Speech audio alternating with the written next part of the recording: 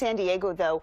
With the president going down to visit these prototypes, how feasible is it that we'll reach there? Because we don't even have the funding for this wall. Well, at the end of the day, you are not going to get a physical wall along the whole southern border.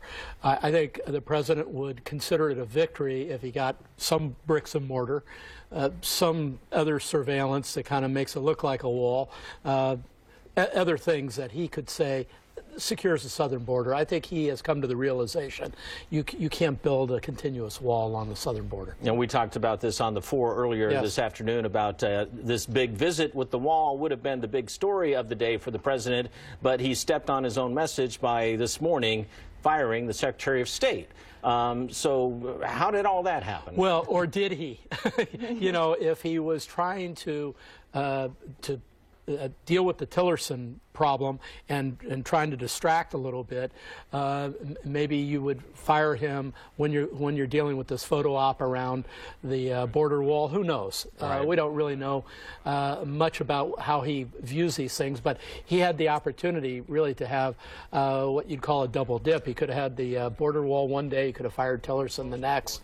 There was a reason, I think, why they put those together. And yet another person out of the White House. And I think he said today something similar to, I'm almost at where I want to be with this administration. So it could make sense if Rick Perry is moving now, shifting gears to possibly head the VA. You make a good point, or you pick out an important quote. We talked about it, and that is that when President Trump came in, he had no experience in government. And I think a lot of people said, you ought to hire this person and this person.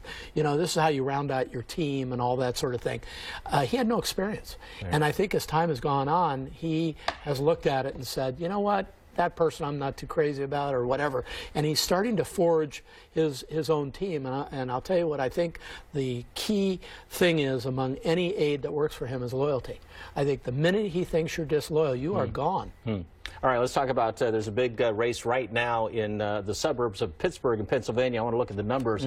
We have 96% of the vote in. It's the 18th congressional district in Pennsylvania. Solid red territory. President Trump won that district by 20 points. Yep.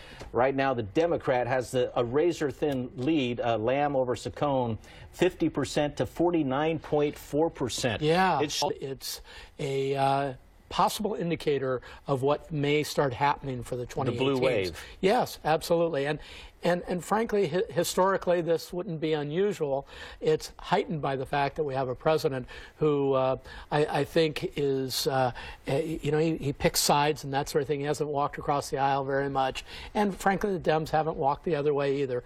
So we've got probably 20 or more seats in the House of Representatives that could switch just based on people saying, I'm no longer going along with what the president said, I'm gonna vote for the Democrat. So that's a pretty interesting number. Oh, so much news, and it's only one day. What is it's only Tuesday. What does tomorrow First bring? of all, it's Tuesday. Well, Brian, I did want to wrap up by asking you about, the president seems to be more unencumbered, more freewheeling, more I'm doing what I want to do, and he's pushing aside the political veterans who have been trying to have him walk this presidential line. He's saying, look, I'm just going to be me, and let the chips fall where they may. Absolutely, and he may in his own mind say, hey, I'm going to go for broke. It's going to be one term, even though he's raising money for 2020 and all that. He may say, hey, this is just the way I do things.